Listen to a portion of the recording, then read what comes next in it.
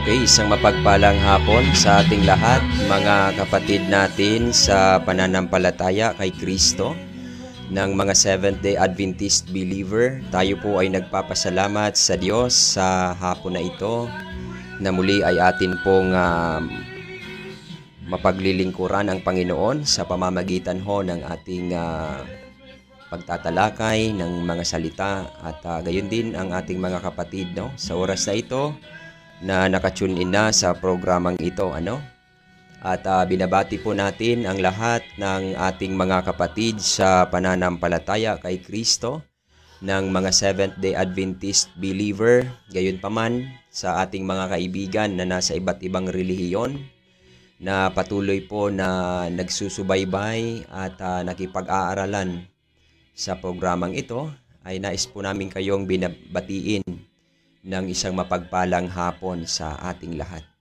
At bago po tayo tuluyan na magpasimula, ay mayroon po tayong babatiin. Una po sa ating babatiin ay walang iba kundi si Sister Mary Rina. Magandang hapon po sa inyo.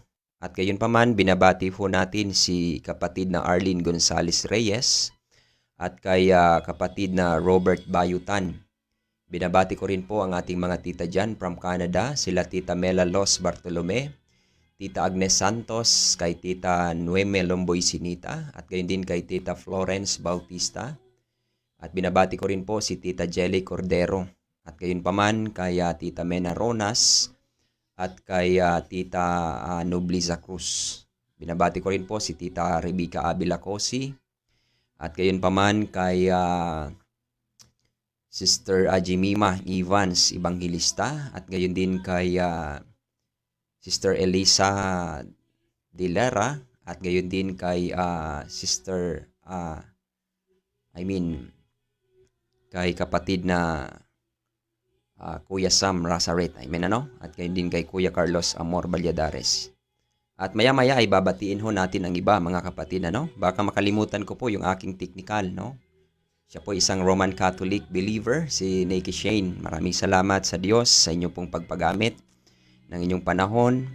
At sa oras pong ito, mga kapatid at mga kaibigan ko, At bago po tayo tuluyan na magpasimula, tatalakayin po natin ang paksa na napakahalaga po. Kaya sa lahat ng ating mga kaibigan na nasa iba't ibang relihiyon, naway maging bukas lang po ang ating kaisipan. At ito po ay hindi personal, kundi ito po ay doktrina lamang. Okay? At bago tayo magsimula, kayo po ay aming inaanyayaan na tayo po ay manalangin.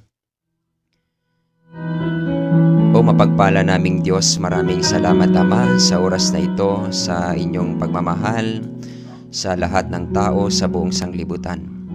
Kami po ay dumadalangin, Panginoon, nawa ay inyo po kaming tulungan sa pamamagitan ho ng inyong banal na Espiritu. Nawa ay aming pong maunawaan sa simpleng pamamaraan ang mga hiwaga ng iyong mga salita. Aming pong dinadalangin, Panginoon, na nawa ay mabuksan ang kaisipan ng aming mga kaibigan na nasa iba't ibang relihiyon, nang sa gayon ay sila po ay ma-tune in sa programang ito. Nawa, Panginoon, ay pagpapalain niyo po ang aming mga kapatid sa buong sanglibutan, ang aming mga kaibigan na nasa iba't ibang relihiyon. Nawa na pagka aming mapakinggan ang salitang ito ay magbigay sa amin ng katatagan at mapili namin ang katotohanan sa aming mga buhay. Dalangin ko rin po si Tita Mela Los Bartolome, ang nawa, Panginoon, ay inyo pong ipahintulot na siya po ay, Panginoon, ay makauwi ng Pilipinas. Maraming salamat din po sa pagpapagaling po sa aking karamdaman. Purihin ka, O Diyos, sa pangalan ni Jesus Christ na aming tagapagligtas. Amen. Okay mga kapatid at mga kaibigan, no? So once again, magandang hapon sa inyong lahat or sa ating lahat. At mayroon pong nakahabol pala, no? Babatiin natin si Sister Matilde Camino at kayo din kay Kuya Ver, no? Binuya Balagtas at sa lahat ng Balagtas family, Binuya family. Binabati ko rin po si Sister Jebelyn Sadya sa Giliedo. At gayon pa man ang binabati ko rin po si mga Yusuya family kay Kuya Edwin at sa kanyang anak na kay si Kens Lenster Yusuya. At sa oras pong ito mga kapatid, no, hindi ho tayo magtatagal at mamaya babatiin natin ang iba. No? Nandito na po sila Garden Faith Precious at saka si Rosalie Fortova. At sa oras pong ito mga kapatid, uulitin ko ho ang ating pong pag-aaral. Ito po ay mga aral lamang, no? Particular sa ating mga kaibigan na mga Baptist, mga Roman Catholic. Hindi ho natin intensyon na saktan ang damdamin ng bawat isa, kundi ito po ay aral na ating pagtuunan ng pansin upang sa gayon tayo po'y makapag-decide, makapag-desisyon kung alin ang ating pipiliin, kung ito po ba ay mula sa Diyos na kanyang mga turo or mula sa tao na turo ng tao. Kaya nga mga kapatid at mga kaibigan ko, ang title or ang paksa nating pag-uusapan, ipakita mo nga kuya yung una. Yung pamagat po nito at Sunday is Sunday Rele Sacredness or Sunday Rele Sacred. Alisin mo na kuya. So yan po ang ating pag-uusapan at pag-aaralan sa oras na ito mga kapatid. No? Kaya nga napakahalaga po ng ating pag-aaral. At sa oras pong ito ay nais ko pong sabihin ho sa inyo na kinakailangan lang pong buksan natin ang ating mga puso at isipan.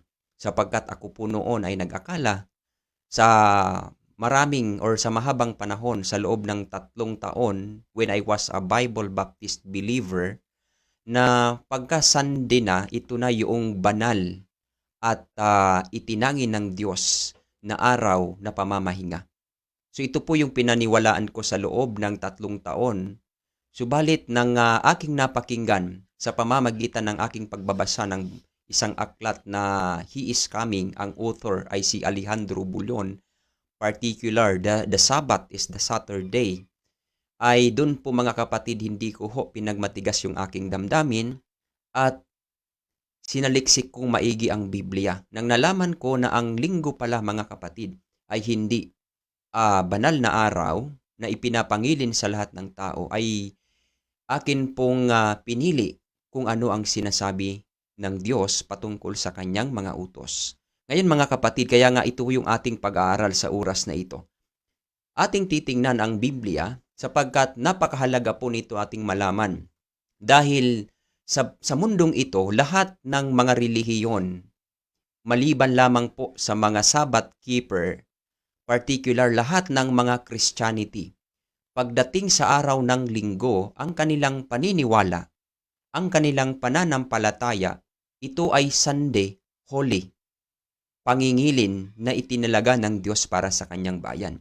Kaya titingnan natin sa pag-aaralan ang mga linggo na nakasulat sa Biblia, bagamat mayroon pong mga 14 verses or 15 verses sa Bible, na ito po ay mayroong Sunday or linggo. Kaya titingnan natin ang aklat ng Matthew chapter 28 verse 1 na kung ano ang sinasabi patungkol sa mga bagay na ito. Nang matapos ang araw ng Sabat, nang magbubukang liwayway, sa unang araw ng sanglinggo, ay nagsipa roon si Maria Magdalena at ang isa pang Maria upang tingnan ang libingan.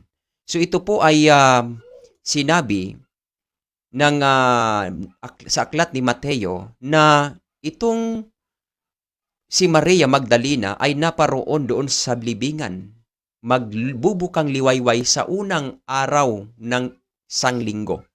So alam na natin mga kapatid na ang unang araw ng sanglinggo, ang kaniyang pinagmulan or bago naging sanglinggo or unang araw ng sanglinggo, bago, ito po ay walang iba kundi pamamahinga o araw ng pamamahinga. Base po sa talata nating nabasa. Kaya naman mga kapatid, ito po yung sinasabi ng karamihan na dahil po sa resurrection ng ating Panginoong Hesukristo ay nabago rin ang utos na dapat tayo sumamba sa resurrection ng Panginoong Hesukristo or sa pagkabuhay ng Panginoong Hesukristo dahil ah, ito na yung pagkabuhay nga, no? Kaya nga kung titingnan natin ang isa pang talata sa Matthew 28 verse 9 na ganito ang sabi ng Biblia. At narito sila'y sinalubong ni Jesus na nagsasabi, magagalak kayo, at sila'y nagsilapit at niyakap ang kanyang mga paa at siya'y sinamba. Ayan. So kaya itong word na sinamba, ito po'y ginagamit ng mga kaibigan nating na nasa iba't ibang relihiyon, naniniwala na ang linggo ay banal dahil sa araw daw na ito ay si Maria Magdalena ay sinamba ang ating Panginoong Hesus sa araw ng linggo. So tama po ang sabi ng talata. Hindi ho tayo laban or hindi po natin kalaban yung mga nagsumasamba sa araw ng linggo, no? Katulad ng kay Maria. Kasi ang sinamba po ni Maria hindi actually yung araw, no, ng linggo, kundi ang Diyos. So, ang punto dito sa Matthew chapter 28 verses 1 to 9 ay hindi po masama sumamba sa Diyos sa araw ng linggo. Nagkataon lang ho na nabuhay ang ating Panginoong Hesus sa araw ng linggo, no? Pero hindi ho sinasabi ng talata na sa talatang ito ay sinabi na dahil na si Kristo ay nabuhay na sa araw ng linggo, ibig sabihin napalitan na yung banal na araw, no? Wala pong sinabing ganon ang talata, kundi ang sinabi ng talata, sila ay pumunta sa libingan at nakita nila ang libingan ay nakabukas at ang Panginoon ay nagalak at sinamba nila ang Panginoong Hesukristo. Walang sinabi sa talata na dahil na si Kristo ay nabuhay sa araw ng sanglinggo or unang araw ng linggo, ay banal na din yung araw ng unang linggo or unang araw ng sanglinggo. Wala pong nakaganong nakasabi sa talata. Ngayon, titingnan natin ang aklat ng Gawa Kapitulo 20, versikulo 7, no? Na ito po ay mababasa natin ayon sa Magandang Balita, Biblia, na ganito ang sabi.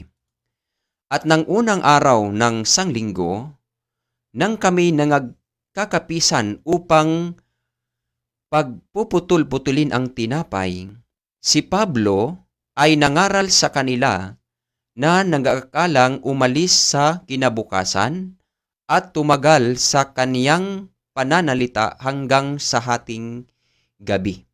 So ito po ang nangyari sa panahon ni Apostol Pablo, no? Na kung saan sila po ay nagkakatipon-tipon ng araw ng sanglinggo o unang araw ng sanlinggo at nagpuputol ng tinapay si Pablo at nangangaral sa kanila.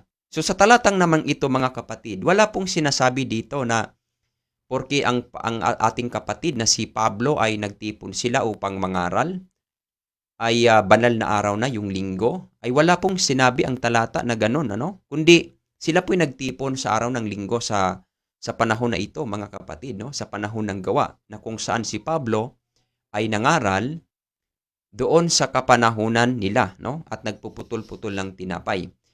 At ayon din po sa aklat ng unang Korinto, Kapitulo 16, ang talata ay 2 ayon sa ang Biblia, no? Na ganito ang sabi.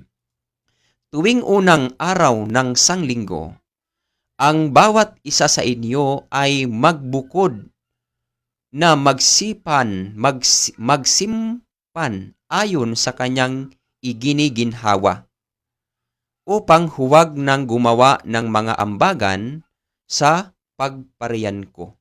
So ito po'y sinabi ng ating kapatid na si Pablo na kanyang inadvisean itong mga tao o mga kapatid doon sa Korinto na pagpunta niya ay wag nang na siya ay doon pa gagawin yung pag-ambagan, kundi ito'y ipinauna ng sabihin ni Pablo doon sa mga Korinto, no? Kaya nga yung ginawa niya doon sa Galacia ay kanya na itong inadvise doon sa Korinto, kanyang sinulatan upang pagdating na din diyan nila ay hindi na sila mag-ambagan pagdating ni Pablo. Ibig sabihin naka-ready na, no? So ito po'y nangyari naman sa unang araw ng sanglinggo. Pero sa talatang ito, wala po tayong mababasa na sinabi na dahil sa talatang ito ay banal na araw na dahil ang advice ni Pablo sa unang araw ng Sanglinggo ay ito na, banal na. So hindi ho mga kapatid, wala pong talata na nakapagsasabi or mababasa tayo na banal na araw ang linggo dahil sila'y nagkakatipon. No? Wala pong ganon sa Bible. Kaya ngayon mga kapatid, atin itong lilinawin sapagkat alam nyo po ba, sa panahong ito, marami pong mangangaral. Hindi ko po inaatake yung tao ha. Hindi ko po inaatake yung person na yung personal na aatakihin yung tao. Hindi ho. Kundi doktrina, aaral yung ating pinag-uusapan sapagkat napakahalaga po ng aral mga kapatid sa ating buhay. Sapagkat itong aral at kautusan ng Diyos o mga turo ng Panginoon, pagka ito po'y ating nakikita na nalalabag pala natin ito po ang tutulong sa pamamagitan ng conviction ng Holy Spirit na tayo'y lumapit kay Kristo upang tayo'y tulungan sa ating pamumuhay dito sa sanglibutan. Ngayon mga kapatid at mga kaibigan ko, mayroon pong sinasabi sa Biblia kung bakit ang mga batas ng Diyos o mga turo ng Panginoon ito'y nawala, no? Bagamat mayroon na pong hula sa aklat ni Daniel kung titingnan natin ang Old Testament na ganito ang sabi ng Biblia. Ito po'y kinote na lang natin sapagkat ang salita po dyan nakalagay, i-flash mo nga kuya, Daniel chapter 7 verse 25, at kanyang iisipin, babaguhin ang panahon at mga kautusan. Ito po ang sabi ni Daniel sa kanyang sulat na ipinakita niya or ipinakita sa kanya ng Diyos or anghel ng Diyos. Ito po yung fourth kingdom na yung fourth kingdom yung beast or halimaw na nakakatakot na mayroong 10 sungay na nabunot yung 3 at sa 7 mayroong sumibol na isa na ito'y nagsalita na maglalapastangan sa Diyos or magsasalita ng dakilang kalapastanganan, kanyang papahirapan ang mga banal ng kataas-taasan at kanyang iisiping babaguhin ang kautusan at ang kapanahunan. Ito po mga kapatid ay walang iba kundi ito po'y manggagaling doon sa Western Europe. No? Alam natin na yung Fourth Kingdom na walang iba tumutukoy sa pagan Rome na matapos pong matalo ang pagan Rome ng barbarian tribes na hati po ito sa 10 kaharian ng Europe. No? At alam natin na based on the history mga kapatid at mga kaibigan, ito pong napakahalaga nating malaman na ito pong Western Europe ngayon ay ang kanya pong termino. Yung Alamani, siya po ngayon yung German. Yung pangalawa yung Borgardian, siya na po ngayon yung Swiss. At saka yung pangatlo yung Franks, siya na po yung French. At yung pang-apat, siya po yung Lombards, na yung modern term ngayon ng Lombards ay Italians. At yung Saxon, siya po yung English. At yung CV, siya po yung Portuguese. At yung Heruli, yung Visigoths, siya po yung Spanish. At yung Heruli, Vandalas at saka Ostrogoths, ito po yung nabunot sa 3, no? Na binabanggit ng Daniel chapter 7. Ngayon, saan kaya lalabas itong sungay na magsasalita ng kalapastanganan sa Diyos at magtatangkang babaguhin ang kautusan ng Diyos? Siya po'y lalabas sa Lombards mga kapatid. Walang iba kundi yung Italy na nandyan po ngayon yung Vatican City na kung saan nakaluklok yung papacy or Bishop of Rome na hindi nalalaman ng tao na sinasamba ng karamihan, pinapaniwalaan ng karamihan, subalit siya po yung kumakalaban sa Diyos na tumatangkang bumago ng kautusan ng Diyos. Bakit yung ginamit tatangkahin?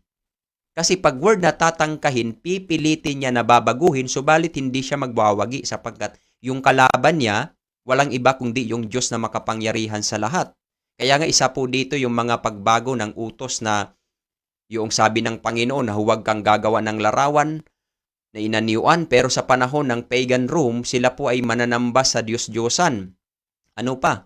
Yung Sunday, yung Sabat na banal, na itinangi ng Diyos na para sa Kanya, na banal, yung mismo ang araw ay banal, pinalitan ho ito ng panahon ng pagan Rome, sa panahon ng Emperor Constantine the Great, at pinagpatuloy po ito ng Papal Rome, ng papacy, yung sinabi nga natin yung sungay.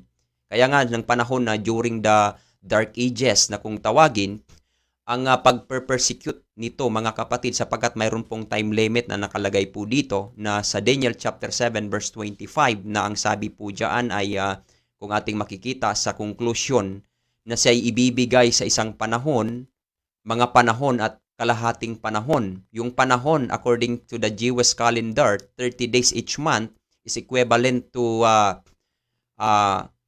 year, no? Ang 1 year po mga kapatid, 30 days each month. Kung atin yan ita-times mga kapatid, yung 12 times 30. O bagamat 3 years kasi isang panahon, 1 year, mga panahon, plural, is equivalent to 2 years. Kaya 3 years na at kalahati ng panahon is 6 months or half year. Kaya is equivalent po siya mga kapatid or magtutotal po siya sa 42 months. Kaya 42 months times 30 is equivalent to 1,260 days. Pero according naman sa prophecy, kasi prophecy ang pinag-uusapan, mayroon pong binabanggit ang Biblia according sa Old Testament, sa aklat ng Numbers, ay ang isang araw ay katumbas ng isang taon. Kaya 1,260 years ang pag-uusig na binabanggit sa aklat ni Daniel. At ito po ay nagsimula ng panahon ng 538 AD hanggang 1798 AD. Ito po yung pagtatangkang baguhin. Kaya nga sinabing pagtatangka kasi after 1798, patungkol na yung katapusan ng pitsa na kung saan sinabi ng hula ay babangon at mababalik yung aral. No? At yun nga mga kapatid, sa panahon ng mga Millerites after the Great Disappointment, nabalik po yung aral ng Diyos.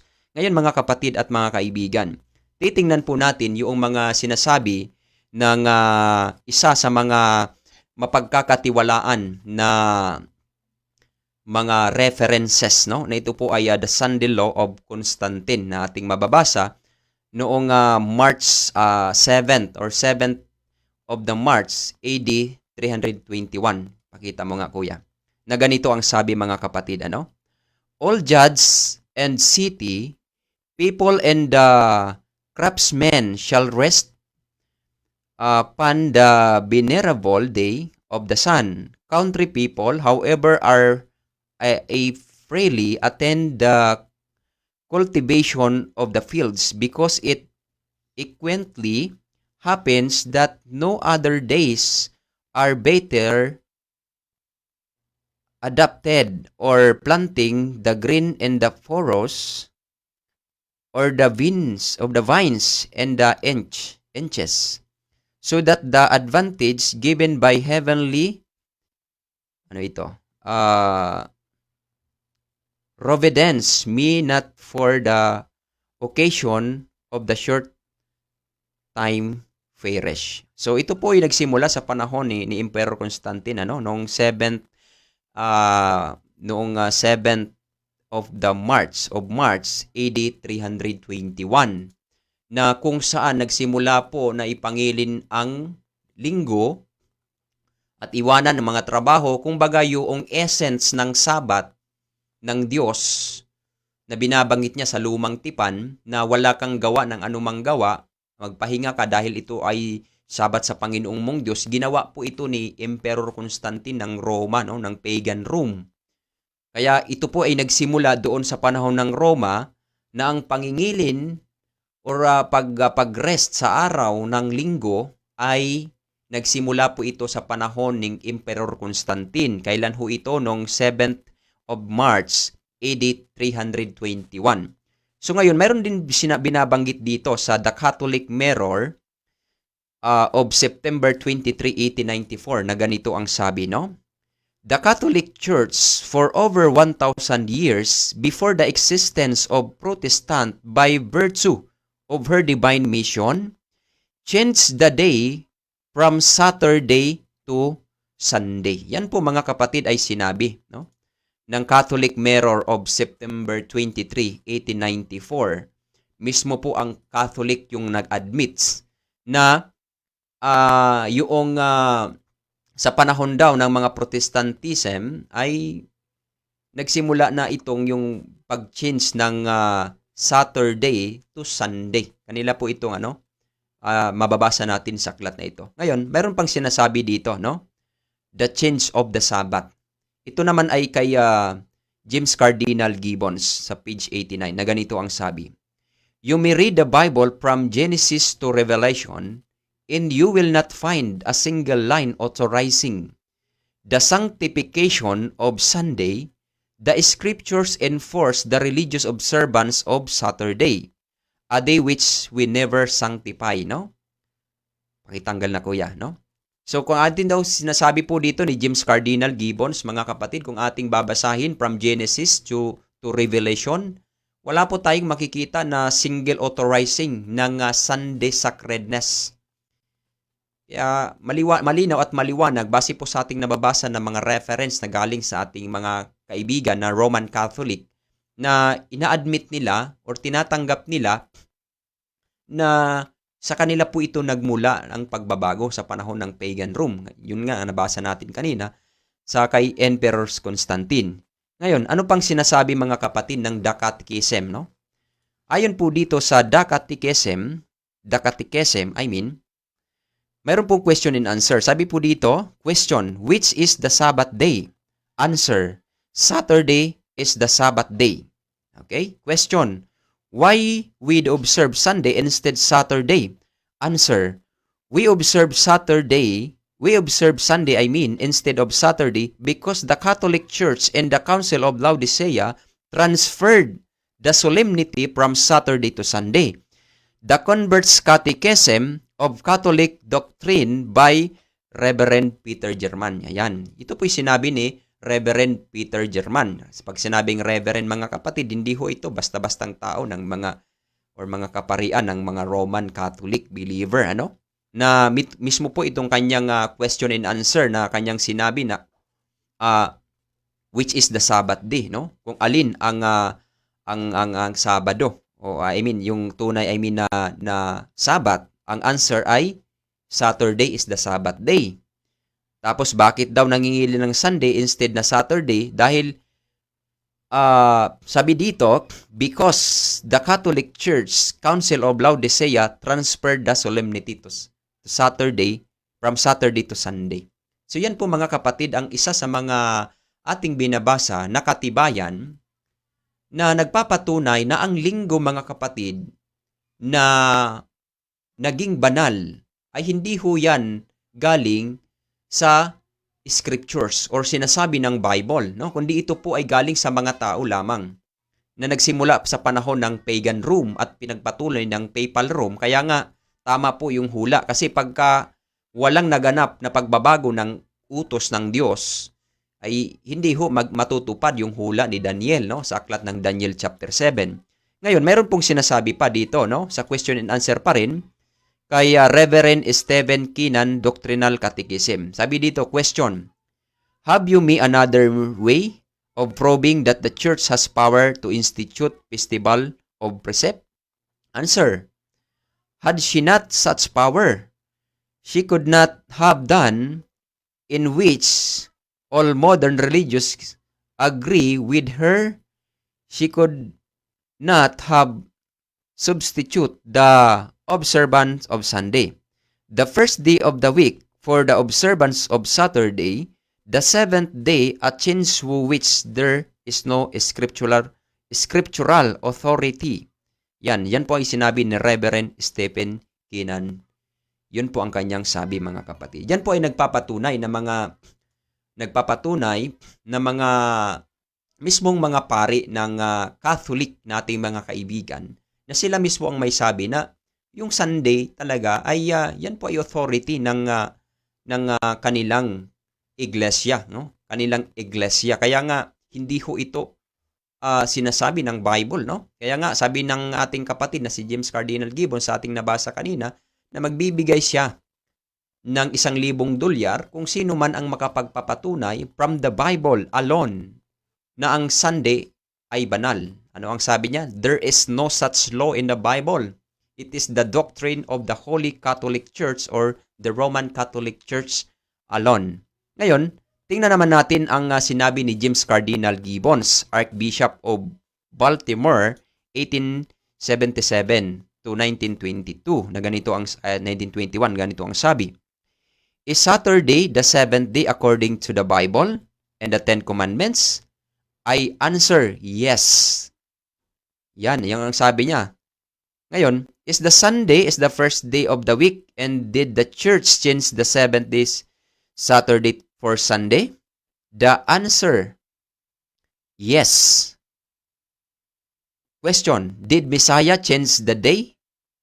Answer, no. Yan po ay sinabi ni James Cardinal Gibbons. Kaya mayroon kang sinabi siya, faithfully yours, James Cardinal Gibbons. So yan po mga kapatid at mga kaibigan na wala talagang sinabi ang Biblia. Kahit ang ating Panginoong Hesukristo na mayroong tao na magbabago ng utos ng Diyos. Wala pong ganon sa Bible mga kapatid. No? Ito po'y blasphemy against God sapagkat kahit na nga ang Diyos sa Old Testament, hindi ho pabago-bago ang kanyang iniisip at ang kanyang turo. Kung ano ang kanyang tinuro mga kapatid ay gayon din ang kanyang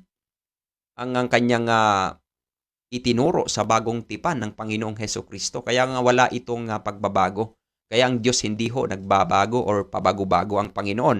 Ngayon mga kapatid at mga kaibigan, meron pong sinasabi sa Pahayag Kapitulo 1 ang talata 10, no? Na ganito ang sabi. Noong araw ng Panginoon, at habang nasa ilalim ako ng kapangyarihan ng Espiritu Santo, narinig ko mula sa aking likuran ang isang malakas na tinig na parang tunog ng trompeta. So ito po'y sinabi ni John the Beloved matapos siya pakitaan ng Diyos ng pangitain. Ito po ay sa araw ng Panginoon or the Lord's Day. Sinabi po ito ni John the Beloved. At ito po ang ginagamit ng karamihan ngayon upang pagtalunan na ito daw ay linggo na. Sunday na daw ito kasi araw ng Panginoon, Sunday daw ito, base sa ibang mga translation. Pero mga kapatid, titingnan natin yung Biblia, no? Kung titingnan natin yung Revelation chapter 1 verse 10 according sa Greek Bible, na ganito ang sabi mga kapatid, ano? Kung titingnan natin diyan yung Lords, ito po'y nasalin sa salitang Griego na Kyriake. At yung day ay salitang sa Greek word hemera. Pakitanggal mo nga kuya. So ito mga kapatid, ibig sabihin yung Lord's Day, according sa Greek word, ay Kyriake hemera. At yung Kyriake mga kapatid, kung titingnan natin yung definition ng Kyriake, ganito ang sabi mga kapatid, no? Yung Kyriake, sige kuya, next kuya. Yung Kyriake mga kapatid, na ating tiningnan kanina, yung definition niya, ito po yung of the Lord, special to the Lord. Pakitanggal na kuya. Ito po mga kapatid yung Lord's, yung Kyriake, hemera, yung araw ng Panginoon, yung araw mismo, ito po yung to the Lord, special to the Lord. Ito po yung special sa Panginoon. Kaya nga, hindi ho ito Sunday mga kapatid at mga kaibigan ko na sasabihin ng karamihan nating mga kaibigan na ito pong Sunday ay ito yung special na araw ng Diyos. Kaya nga, kung ating pong iisipin, ako po'y authority magsabi nito dahil ako naman po ay galing sa Sunday keeper po ako. Pagka linggo na noon, ay palaging napapasok sa aking kaisipan na pagkalinggo na, kaming pabuong sambahayan, kaking pamilya, maaga pa kaming dumadalo sa church. Wala kaming sasakyan noon, naglalakad lang kami, grabe pa yung aming porma, wala kaming pamasahe. Nagsitinginan yung mga tao sa amin. Grabe yung porma, nakalong sleeve, pero ang layo ng nilakaran. Kasi para sa amin ito, special ito na araw, linggo ito eh. Ganun po ang nakapasok sa aming kaisipan. Subalit ng aming mabuklat ang Bible, hindi pala Sunday yung holiday, no? Kaya mga kapatid at mga kaibigan ko, ating ngayong titingnan kung ano ang espesyal na araw ng Panginoon sapagkat mayroon pong binabanggit mismo ang Bible na ating titingnan, ano? Sa Isaiah chapter 58 verse number 13 na ganito ang sabi sa English version. If thou turn away thy foot from the Sabbath, from doing thy pleasure on my holy day, and call the Sabbath a delight to the holy of the Lord. Ano daw mga kapatid at mga kaibigan ko? May holy day. Ano daw yung aking banal na araw? Sabat, sabi ng Biblia. Kanina ano yung Sabat sa according kay James Cardinal Gibbons? Saturday.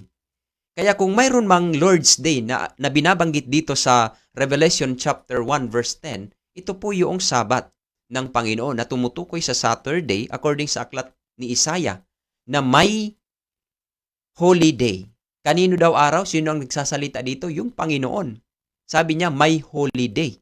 Kaya malinaw at maliwanag mga kapatid at mga kaibigan ko na yung Lord's Day, araw ng Panginoon, ito po ay tumutukoy sa Saturday, Sabat mga kapatid at mga kaibigan. Kaya nga kung babasahin natin yung Mark chapter 2 verse number 28 na ganito ang sabi, Therefore, the Son of Man is the Lord of the Sabbath.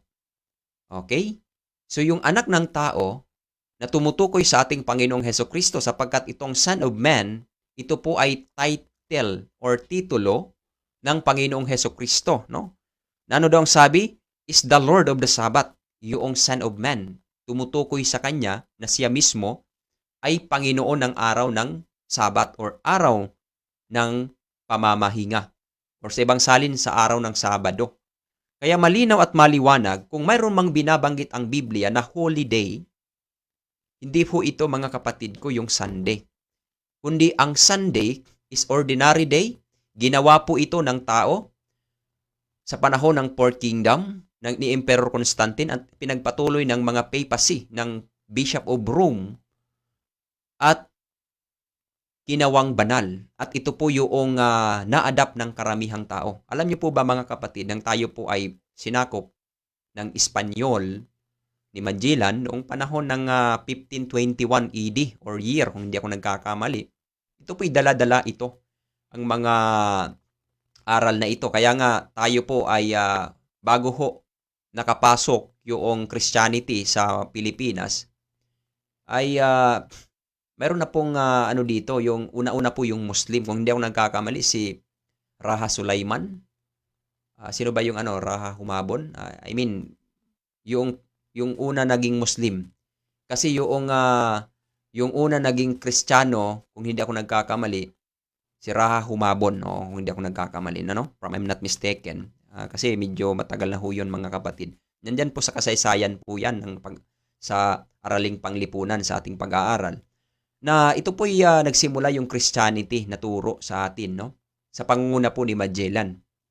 At yan po mga kapatid ang nagmulat sa ating mga kanununuan, pati yung pagpaparade ng mga santo na ipinagbabawal naman ng Biblia na wag sambahin, kasama po yung Sunday Sacredness.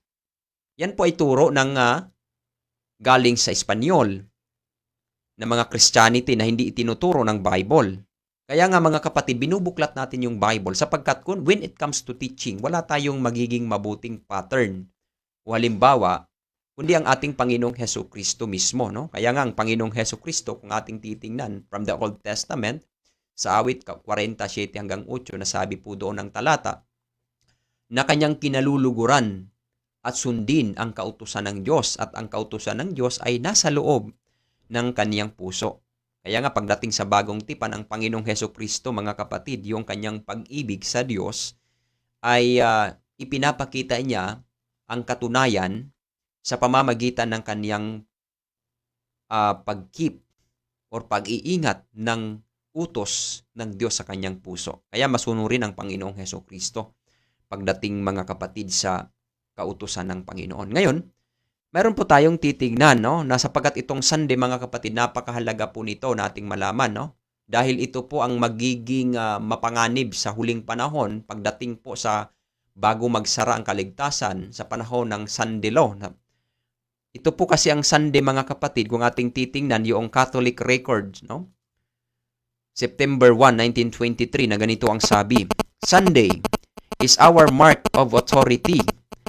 The church is above the Bible, and this transference of Sabbath observance is proof of that fact. Yan po mga kapatid ang sabi dito, no? Sa Catholic record, September 1, 1923, na ito palang Sunday ay tanda pala ito ng kanilang otoridad. Yan po ay sinabi ng ating mga kapatid na mga bishop, no, ng Roma, ng mga tagapanguna ng Roma, mga kapatid. At ito po yung itinuturo ng mga pari sa mga tao. Kaya nga naandap po ito ng mga protestantismo at ibang mga relihiyon. Kaya nga kung titingnan natin ngayon, lahat ng mga relihiyon pagkalinggo banal na. Pare-parehas sila, mga kapatid, ng pangingilin at banal na araw. Kaya nga nakakaawa sa panahong sa huling panahon na ito na marami pong nagtuturo na kahit na yung nagtuturo mismo sila ay mali ang kanilang tinuturo, nadaya din sila. Kasi hindi nila tinutuklas kung ano ang sinasabi ng Bible, no? Kasi yung word na Sabbath, yan po ay galing sa salitang Shabbat na Hebrew, at nang isinalin ang aklat ng Hebrew to Greek, 200 before Christ, nasali na yung Biblia, sa ng Septuagint na kung tawagin, ay naging Sabaton sa Griego. At yung Sabaton sa Griego, nang isinalin ang Biblia to Spain, sa salitang Espanyol, naging Sabado. Parang ganito lang, mga kapatid. Sa atin, yung Juan.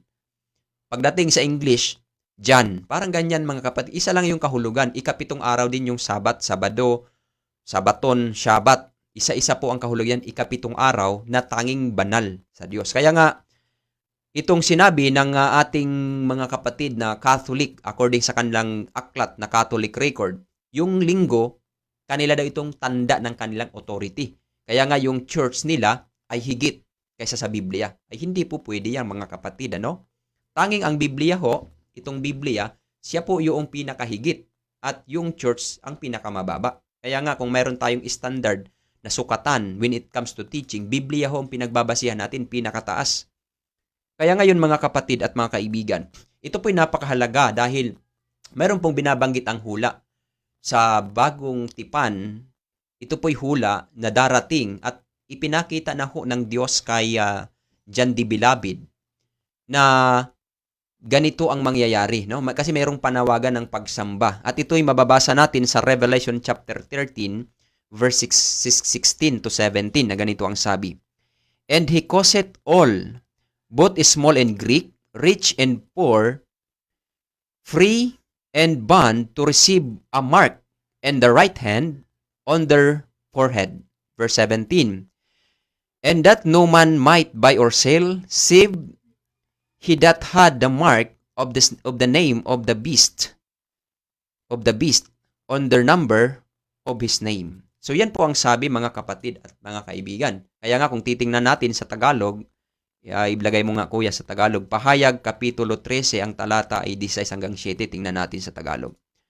At ang lahat maliliit at malalaki, at mayayaman, at mga dukha, at ang mga laya at mga alipin, ay pinagbigyan ng isang tanda sa kanilang kanang kamay o sa noo, at huwag makabili o makapagbili ang sinuman, kundi siyang mayroong tanda sa makatuwid ay ang pangalan ng hayop o bilang ng kanyang pangalan. So yan pong nakalagay sa Tagalog version, no? Na pinagbigyan ng isang tanda sa kanilang noo at sa kanilang kanang kamay. Na kung tanggapin mo ito or hindi mo ito tanggapin, hindi makapagbili or makapagbili or hindi makabili or makapagbili. Ibig sabihin yung hindi tatanggap ng authority ng hayop na ito, sapagkat itong hayop na ito, mga kapatid, tumutukoy ho ito sa the papacy, the Roman Catholic papacy, yung sea beast na binabanggit, at yung land beast in verse 11 ng chapter 13, ay yan po yung United States of America, na siya po yung enforcer ng papacy. Siya po yung nagmamandato, nagpipilit, kaya nga enforce. Siya po yung magpipilit sa mga tao na tanggapin ang otoridad or yung batas ng papacy, yung hayop, yung sea beast. At ito yung mga kapatid, kasi ang issue po dito ng Revelation 13, pagsamba po ito. Sapagkat yung Revelation chapter 14, pagsamba rin po, nananawagan sa pagsamba sa tunay na Diyos. Kaya nga ito yung ginagawa natin sa huling panahon na ito, lalong-lalo na ho sa mga nakapapanood sa bidyong ito na iba't ibang mga relihiyon na buksan natin ang ating kaisipan. No? Huwag po tayong padaya sa huling panahon na ito. Katulad na limbawa na yung aking kaibigan, na siya po'y nanonood lamang, nag-message po dito sa atin, hindi ko po nakalagay dyan, sa Messenger, na sila po'y buong sambahayan, Catholic po sila. Pero dahil sa panonood niya ng programa, ginamit po na kinasangkapan itong ating pangangaral, mga kapatid, sila po'y nabuksan patungkol sa Sabat. At nag-message po nung nakaraang araw sa akin, sila pong buong sambahayan ay nabautismuhan. Kaya nga, praise the Lord, ay hindi ko nga po alam na mayroong palang mga tao na hihipuin ng Panginoon sa pamamagitan lang ng pamanonood ng programa, no? Kaya mga kapatid at mga kaibigan, itong word na tanda sa kamay o sa noo, hindi ho ito microchip, vaccine, hindi ho ganon mga kapatid, kasi sapagkat ito po ay worship. Kaya nga kung titingnan natin sa aklat ng Deuteronomio chapter 6 verse 8, sa Ang Magandang Balita Biblia, na ganito ang sabi. At inyong itatali ang pinaka-tanda sa inyong kamay at mga pinakatali sa inyong noo. So ito po ay sinabi sa aklat ng Old Testament, no? Na itatali ang pinakatanda sa inyong kamay at pinakatali sa inyong noo. Ibig sabihin, ito po ay nagsirepresent sa pagtanggap. Yung kamay at yung noo sa isip, palaging ilagay sa kaisipan. Kaya nga, sa panahon ng kawakasan, pag ito po i-implement na tinatawag ng Mark of the Beast, which is the Sunday sacredness, dito po ang tao ipipili kung aling ating pipiliin, no? Sapagkat yung final na magaganap sa buong sanglibutan, ito po yung pag-implementa. Pagka sinabing implement, hindi ho yan na kung sabaga pwede nang naking hindi lang ako tatanggap. Hindi gayon. Ito po yung mandatory. Kaya nga, enforcer yung United States of America, yung land beast. Kasi imamandato niya. Imamandato na pagka hindi ka tumanggap, mamamatay ang karamihan. Kaya nga kung babasahin sa taas-taas, sa verse 15, yung hindi sumasamba, hindi tumatanggap, hindi gumagalang sa kung anong sinasabi ng land beast, yung batas na kanyang ipipilit sa mga tao, kanyang ipinagpapatay. So, kaya nga sa huling panahon, kung ano ang nang mangyayari sa panahong ito, ay katulad sa mangyayari doon sa during the Dark Ages. Mangyayari po ito kasi bago po magbabalik ang Panginoon at bago mag-close of provision, mayroon pong tinatawag sa panahon ng loud cry, sa panahon ng sandelo, yung tinatawag na little time of trouble, may mamamatay po dyan. At pagkatapos po niyan mga kapatid na makumpleto at matagpuan ng Panginoon yung mga tao na nasa iba't ibang relihiyon, magsasara ang kaligtasan. Pero bago magsara ang kaligtasan, sa labas, una muna sa loob.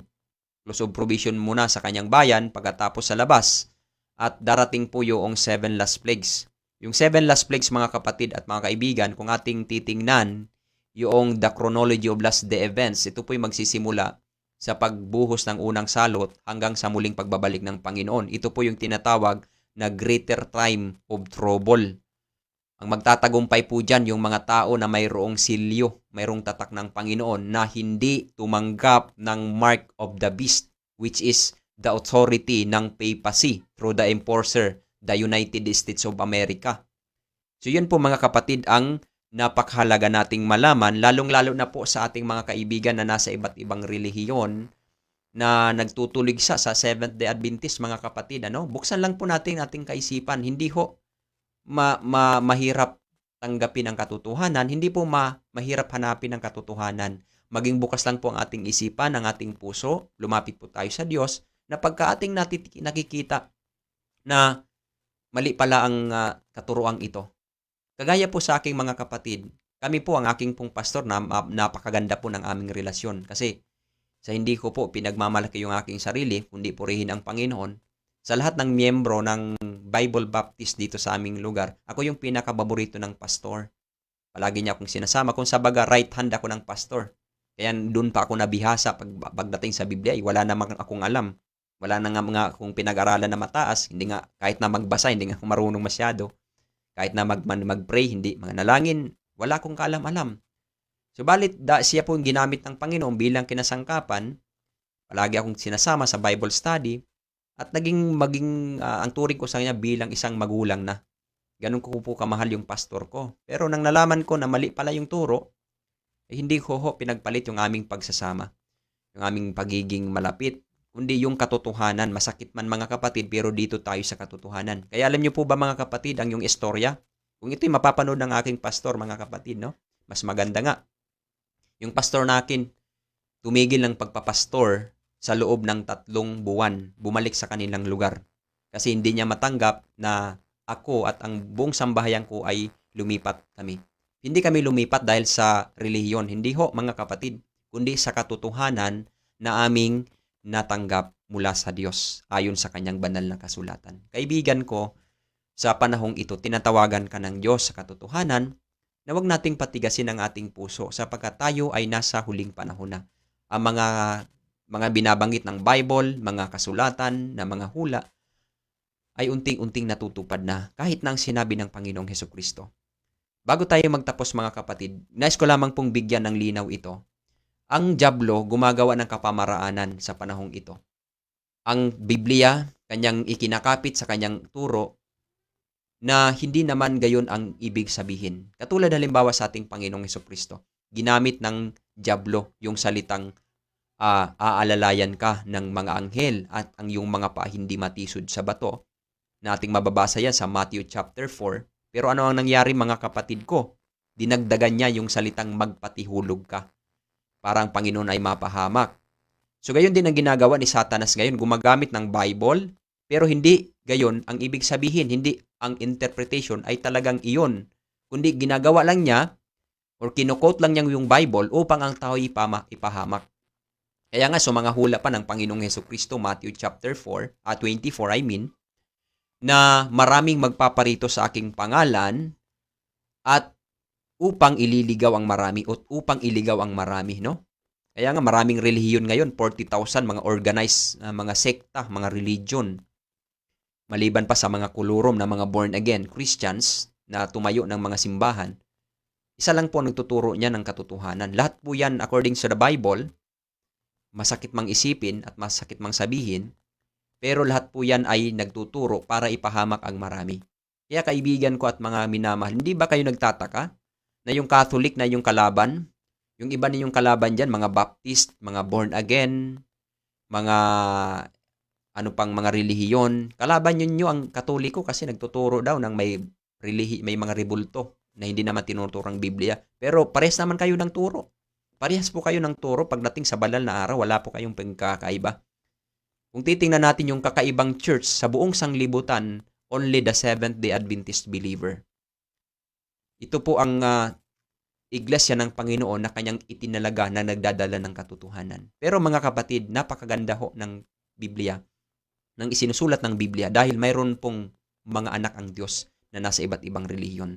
Ang ating pong tinutukoy, uulitin ko po, hindi ho ito tao, kundi kung ano ang katotohanan. Dahil mahal ng Diyos ang lahat ng tao sa sanglibutan at ayaw ng Diyos na ang tao ay madaya.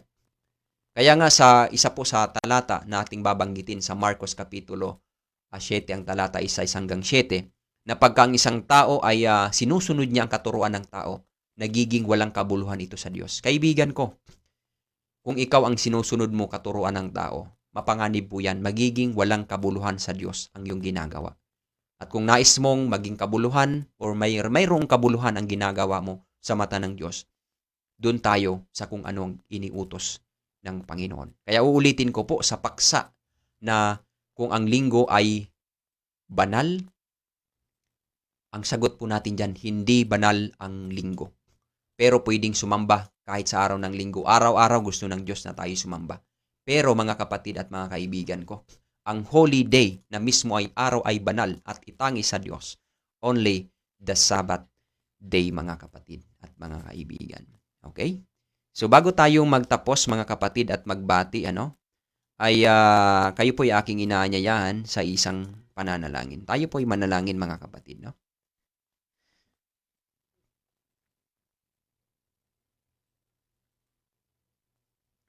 Okay, tayo po ay manalangin. O dakilan naming Diyos, maraming salamat Ama sa oras na ito.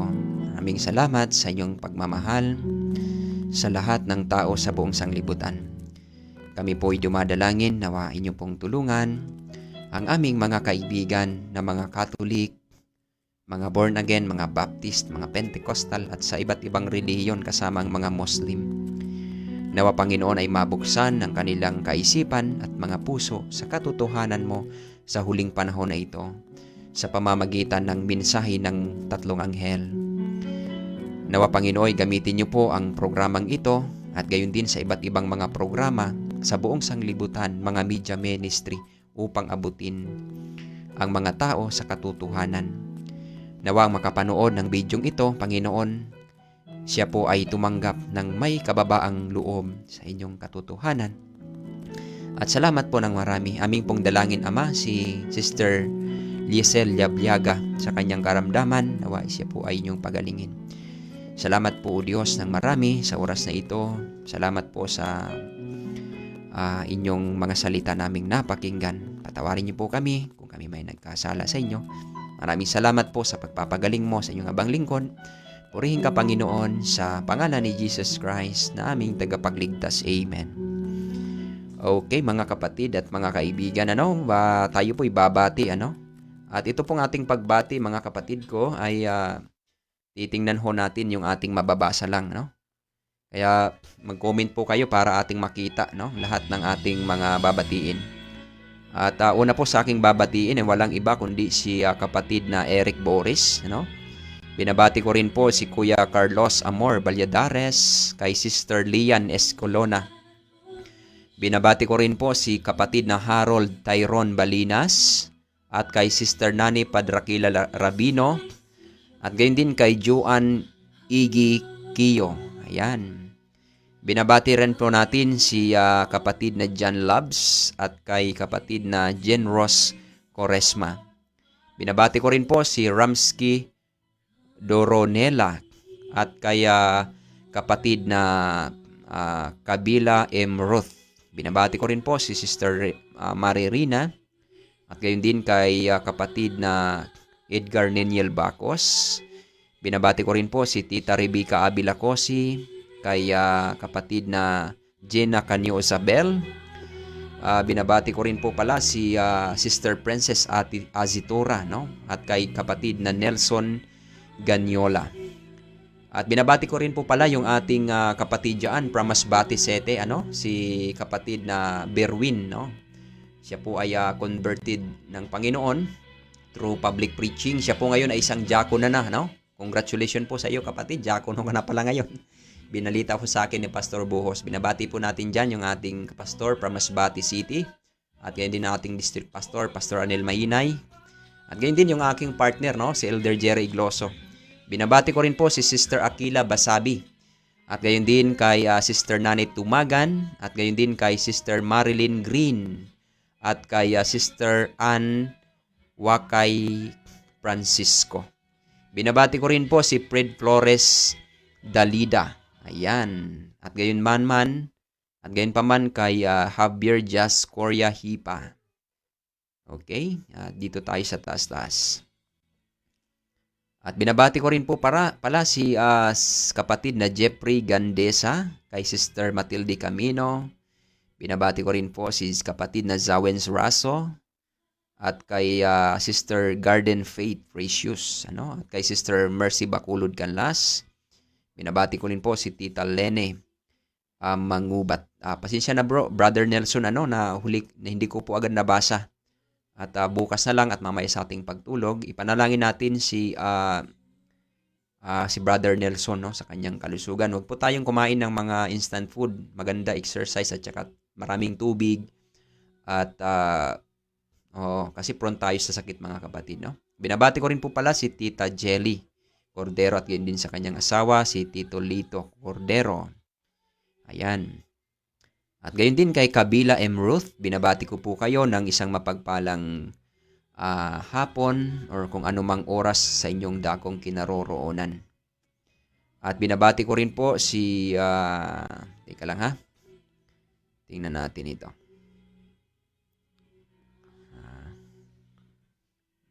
Okay. Dito tayo ha.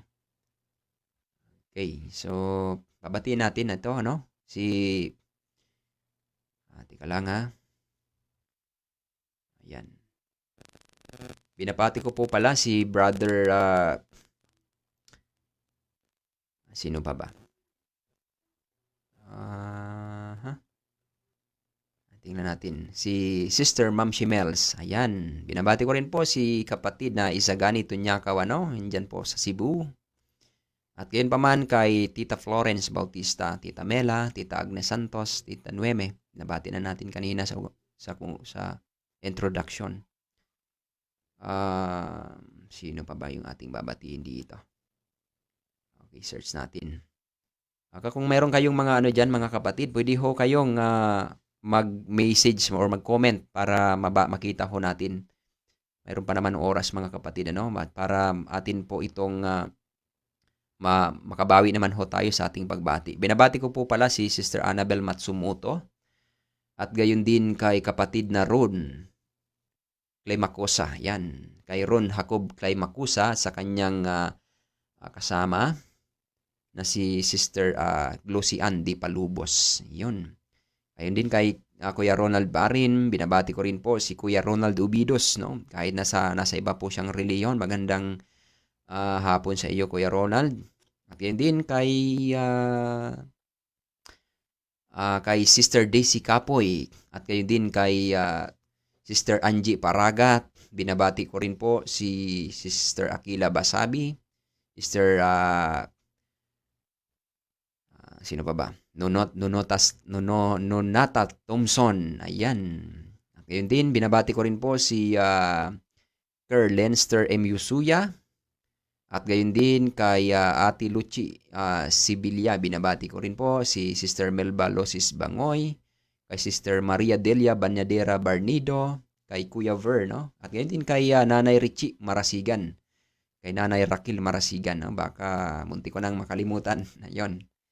At binabati ko rin po pala, no, tingnan natin dito. Ayan, kay Fred Flores, kay kapatid na Fred Flores Dalida, ayan. At gayon din kay Dodge Sobaria at kay Kabila M. Ruth. Magandang hapon sa inyo. Okay po, at yun lang po ang ating nabati, ano, hindi ko mabasa ni iba. Pasensya na po kayo mga kapatid ko sapagkat yun lang po ang aking nakita. Sa muli po mga kapatid, ito po ang yung lingkod sa kapatid ninyo sa pananampalataya kay Kristo, Brother Jonald Arizobal, na sa inyo po ay bumabati ng isang mapagpalang hapon or umaga man, gabi man or tanghali sa inyong dakong kinaroroonan. Nawa ay pagpalain kayo ng Panginoon, purihin ng Diyos sa Kanya lamang ang kapurihan, kadakilaan, magpakailanpaman. Amen.